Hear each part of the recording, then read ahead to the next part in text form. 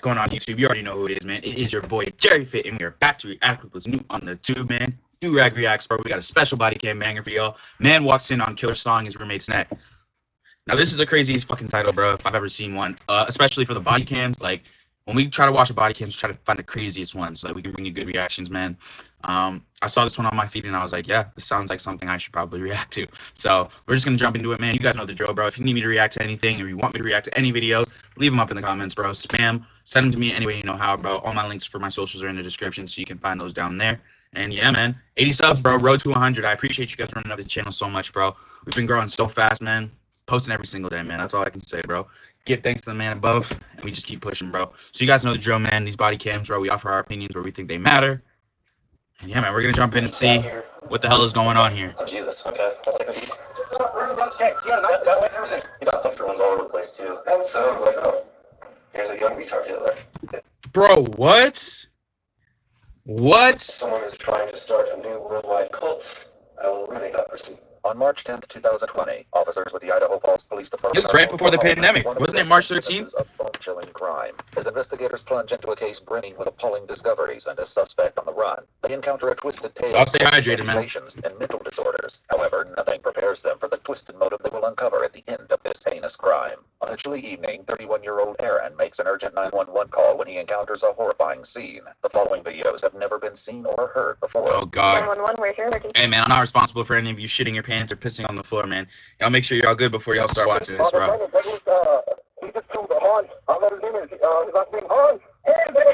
Aaron lives with 5 other individuals in a home dubbed the Graduate House, run by a local nonprofit that offers alternative housing options for those in need. Is he breathing? No, he's not. Hans is not breathing. Even though Aaron is panic-stricken, he somehow manages to gather his composure and relay vital details. Hey, man, that's a W friend, bro. I can't imagine how fucking, like, hard he's tweaking out, bro. Seeing your friend, like, just get murdered by what seems like a guy that they were both living with. Like, dude, I can't even imagine that, bro. I would be absolutely distraught.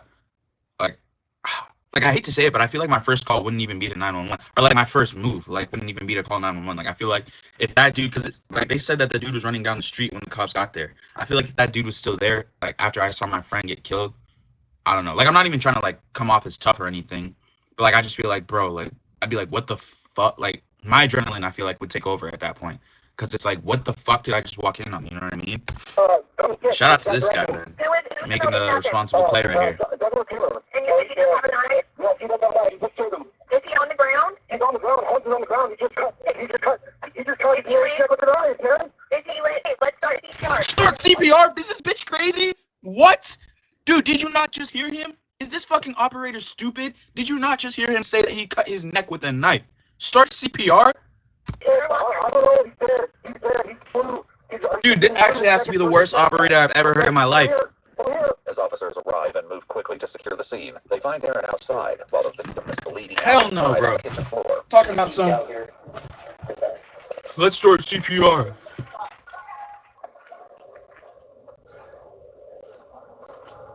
Dude, what is it? Like, why are they not sending more cops in these body cams, bro? Lately, we've been seeing body cams where it's like, they tell you about a crazy situation, and they send, like, 2 cops to the house. They can't be that understaffed, man. This is 2020. Before, like, all the, like, movements and shit happen. Like, what's up with that? Like, why is there only 2 cops? They said there's a killer on the loose.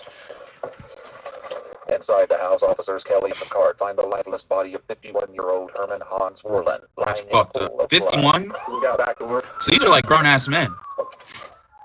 They said it was like a non-profit house. Are these guys like in rehab programs or like homeless? Prison? Because what would be the good idea? I need you to stick with me, man. If we're gonna find this guy, who is he? His name's Douglas Taylor. He has brown hair, goes over his eyes, and he has wearing a brown jacket and a brown pants with brown boots. He ran up 6 common sense with a knife. I woke up, I was asleep. I heard him fighting. He goes, no, stop, please, please. And that's all I heard. I came upstairs. He was laying on the floor. That's what I'm saying, bro. I would have been tweaking the hell out if I woke up hearing that shit, and my boy is just like lying on the floor, and the dude has a knife standing over him. Like, bro, you're not worried for your life? Hey, wait, come this way. Come this way, Connor. This way. Who's Connor? Just hold on. Oh, Jesus. Okay, let's take a peek. Just try not to touch her. Even though all hope appears to be lost for the victim, Hans, paramedics continue to check on him. Can slow down. Hold the fucking fire. Hey, my bad, yo. I'm trying to get some chapstick. So, he's right there. Let's just clear this real quick. Clear. I'll tie this room on the lift. If you want to hold it for me, sure. Looks like it's a bathroom. There's a shower curtain. My bad, y'all. Multitask reacts. Okay, shower's behind the door, so I can't see. Clear. Back upstairs, paramedics. Why'd she give so much attitude when she said that? Yep. We're trying to get forward here.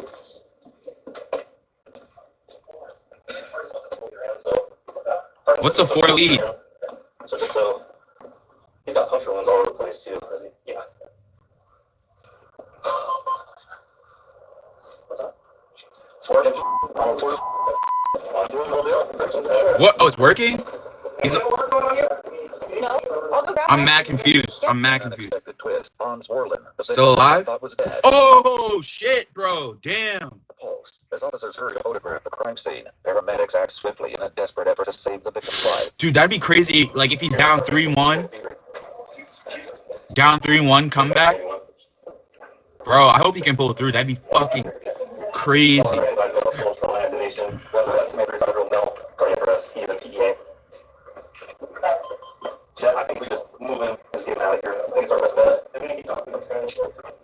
It's good. It's coming back.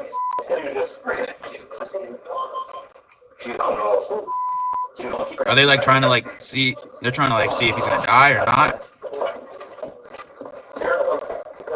Dude, this must be stressful as hell. Like as the EMT, like knowing that this dude's life is now in your hands, bro. Like you possess everything that's gonna like keep him, like fighting for his life. You know what I mean? So. In order to Bro, you don't see him fucking trying to save this dude's life, talking about some, I'm gonna scooch behind you. Dude, like, every second is crucial. You can wait for whatever you're gonna go do, bro. I'm scooching behind you. You don't see this dude trying to give him fucking CPR? This dumbass cop, bro. She's so stupid. That's the second dumbass shit that she's done. paramedics improvise their plans to get Hans into the ambulance as quickly as possible. Okay, we don't have to worry about Tommy yourself. Yeah, we're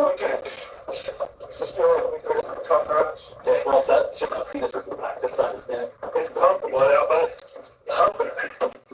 I'm mad confused. Ugh, all that blood would tweak me out, man. I'm very glad that I'm not an EMT.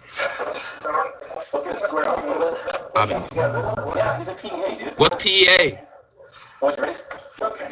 Just gonna grab these up. His legs there, Brooklyn, what up?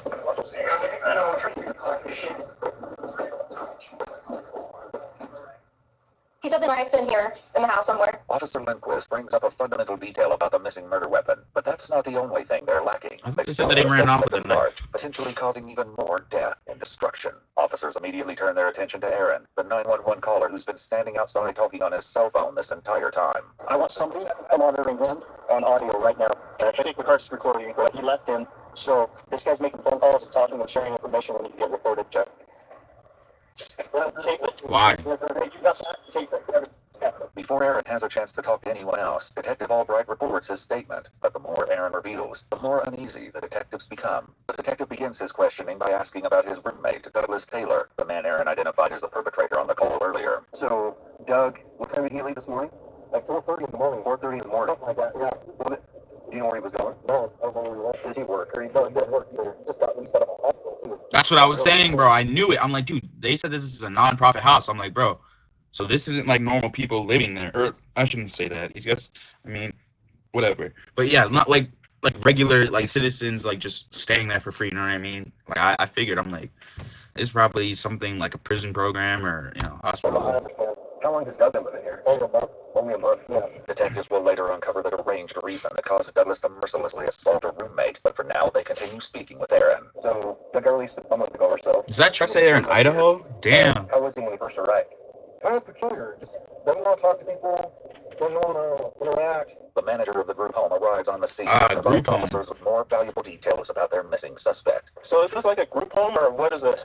Yes, we own three of them. We got Andre's house, we got the lady's house, and this is our graduate house. Okay. Most of the guys here had come through. We actually allow Douglas that comes straight from Blackfoot South to come in here. He was supposed to be all right. He was attending counseling at RHS, and I was by here 3 times yesterday, and I didn't see nothing different in the kid. I talked to him, and all of a sudden, and Hunts never did anything to anybody. Right. I mean, that kid was just, just as docile as he wanted to be, man. Blackfoot South is a state hospital specializing in mental health located Knew it, bro. I knew 30 it. miles south of Idaho. Bro, that sucks because, bro, there's people out here, you know, trying to do good things like this, man, trying to provide housing for people who are, you know, on hard times, trying to get help, trying to get back into society, dude.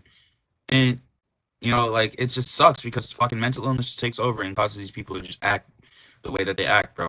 This dude clearly wasn't watched over close enough. But, like, I don't know, man. You said you went there 3 times and you didn't notice anything different. Like, if you go there 3 times and you didn't notice anything different, then, I mean, maybe you shouldn't have been out, man. Maybe you shouldn't have been allowed to participate in a program like this. Like, I don't know. Something has to change in terms of, like, helping people with mental health and releasing them too early, bro. Because, like, I mean, it's also on, like, the people going through it, too.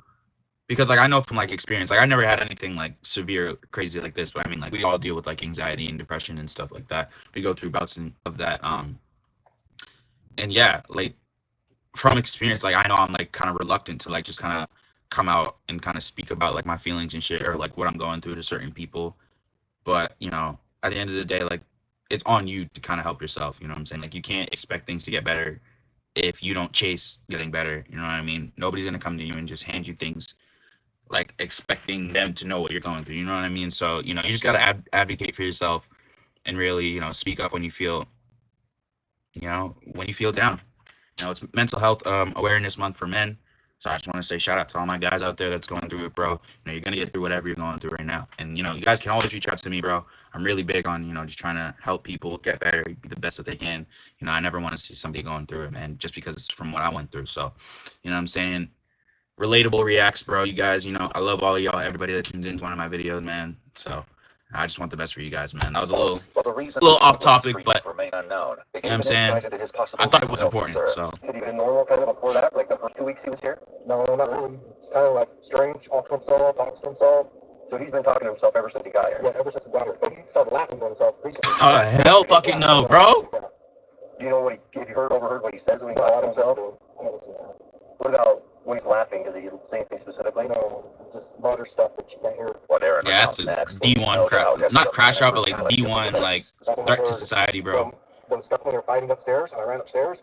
And when I went upstairs, that's when I seen Douglas Taylor with a knife sawing on Hans's neck. The distance between the top of the basement stairs to the Dude, site think of the about how stabbing is less than 20 feet. The fact that Aaron witnessed the ruthless blood is act probably from such close squirting proximity everywhere. suggests that he was lucky to escape with his life. Oh, he looked at you. Yeah, he looked at me. Did he say anything? No, he didn't say anything. Was he still holding the knife? Yes. Did he make any motions towards you? No, he didn't make any motions or anything.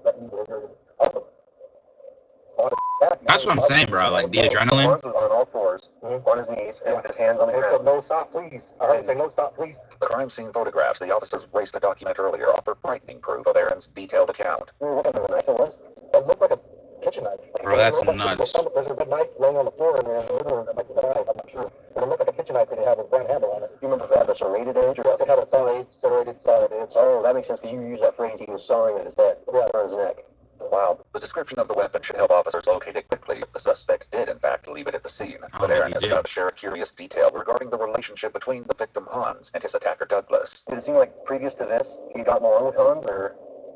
Yeah, they would sit in the kitchen for hours and then end sometimes. Oh, really? Yeah. So is it fair to say that Doug and Hans got along better than maybe Doug and other people? No.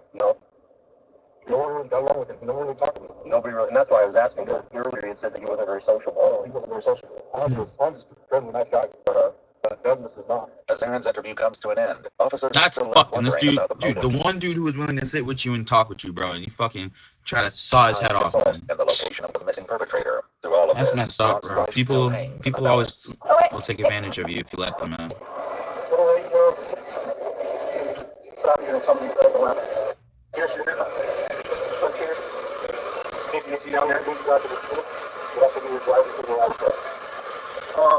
When we get that top off before the vascular access, where's that other thing on? Does he still have a Paramedics pulse? proceed to provide Hans with preliminary treatment. They're unprepared to witness the scope of the numerous wounds that will be reviewed later.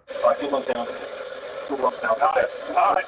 There we go, boys. There we go, boys. Hold on. Bro, this is not funny at all, bro. But dude, that's such like a like a man thing to say, bro. It's like, here we go, boys. Like, bro, that literally just threw me back to like college. Like, bro, it's like you get something done that you've been stuck on when you're with the boys, bro. And they're just like, here we go. Nah, that was awesome, man. Shout out to these EMT guys.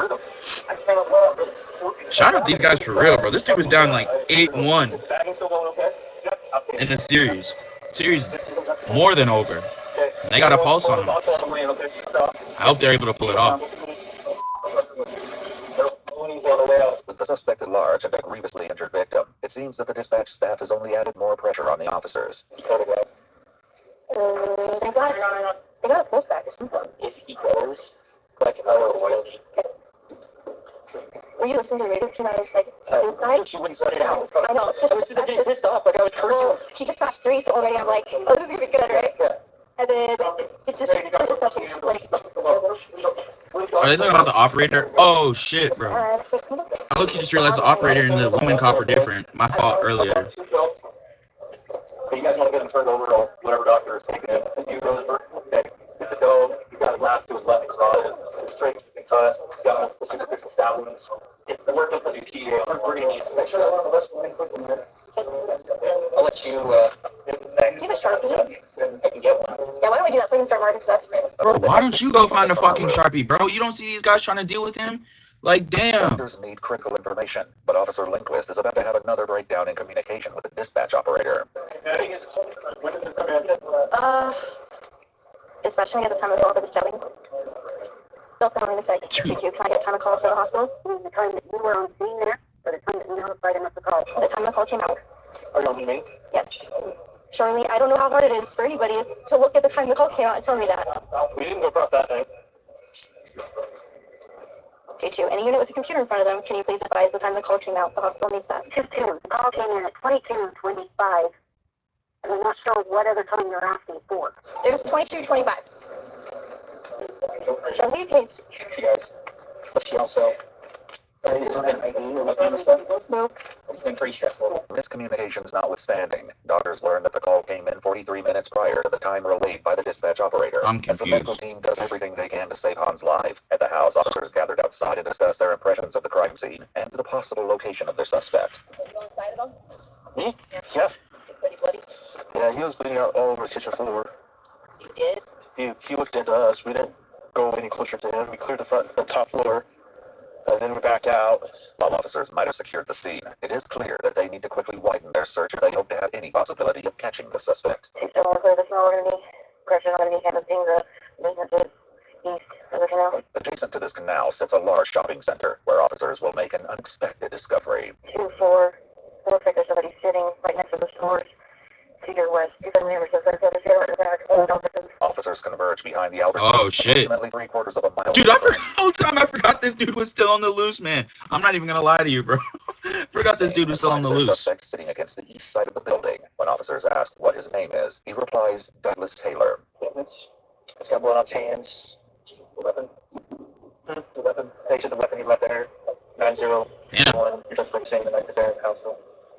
The suspect is saying that the knife is still in the house. Even though Aaron originally reported that he saw Douglas fleeing from the crime scene holding the weapon, detectives identify a blood-soaked knife lying on the floor in the living room and get Douglas to the station without incident. Jimmy, sit in your ready seat. Throughout his detainment, Douglas has appeared eerily calm and cooperative, but to get a full picture of the savage attack, detectives need to interview him. However, even seasoned detectives are not prepared to deal with a suspect as unsettling as this one. Pretty good. Right there. There's some water. That's pretty water. After reading him his Miranda rights, Detective Schwicht cuts straight to the chase. Can you tell me what happened tonight from your side of things? I don't know who did it. Okay. Can you tell me why? What happened tonight? I'm not sure how to explain why I did it. God The first dang few it, minutes of dude. the This dude's interview, fucking Douglas crazy, confesses man. to the attack. However, the motive behind his actions will remain a mystery that investigators have yet to resolve. I don't know how to explain it using regular terminology. Not. In your own words is fine. In your own words is fine, bro. I'm crying. Last question. The things I don't understand. I was thinking probably something happened tonight, or maybe it's an ongoing issue that got you really mad. I wasn't angry. Okay. I have a system of metaphysics which would give you some insight What? into why. Can you explain a little bit? Can you just explain to us what exactly happened? I brutally stabbed to death that man in the kitchen. It should be noted that Douglas doesn't know that Hans still clings to life and casually reveals a morbid series of events. Oh, Based on what gosh. happens later, everything he says will be called into question. This should have resulted in death. If he survives and pulls through, is that going to be a problem for you, or There was no chance of survival. did you make absolutely certain that the way you stabbed him was definitely going to be killing him? Where did you stab him on his body? This dude's crazy, bro. I slit his neck with him. Oh my gosh. He should have bled out completely. Did you stab him more than once? Yeah. Were you really mad at him? Yeah. This dude's crazy. Sorry, because I asked you that before. I mean, when you're doing it, you have to do it in a precise manner, of course. You know, like if he's going to defend himself, or try to talk back, or try to prolong, then it becomes more incremental until you just finally make the final kill wound. Okay. But I think I stabbed him about 15 times Bro, this- until the final slit him in the right side of his neck, piercing through all those veins on the side. Yeah, you gotta lock this dude I up, bro. witnessed him begin to bleed profusely. This nigga's crazy, man. So, Yeah, I would just lock him up, man.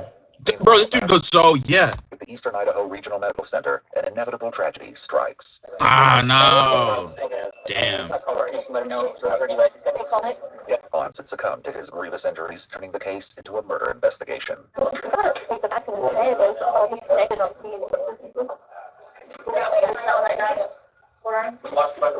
What's crazy is like how normal everybody looks, man. Like I know that this is their profession, so they've seen it, but it's like, damn, bro, I never would be in a position where I'm seeing somebody like lose their life enough where it looks normal to me. Like they just gotta proceed with the rest of their shit. Like nothing's happened. Like I'm not even trying to be a dick, but like this dude was literally just laughing. It's like, bro, like this dude is geeking, and it's like I'm not trying to fault him at all.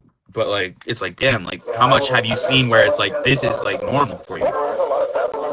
Gotta put things in perspective and thinking about other people, man. Examiners will report that Hans died from 17 stab wounds inflicted Yikes. upon the torso, left arm, neck, and other extremities. Meanwhile, detectives in the interrogation room are also getting closer to unearthing Douglas's motivations behind his appalling actions. certain individuals who desire to begin new cults, I like to identify and professionally examine. Professionally, what gives you the professional authority? Precisely what they're trying to do. If someone is trying to start a new worldwide cult, I will eliminate that person. You're good, He buddy. was trying to start a worldwide cult. That is my understanding. Okay. You think being a leader of a cult, he would have done some really bad things? There are enough religions on this planet. Like too many. Why is he talking like that, bro? He's talking like he makes the rules, bro. Like he calls the shots. While it's highly doubtful that Hans was indeed starting a cult, Douglas goes on to explain the reasoning behind this horrifying belief and his subsequent decision. Did he share his beliefs, probably his mythology, and stuff like that with you? Did he tell you about that? To a degree. You tell I'm an atheist, I don't tell her proselytizing.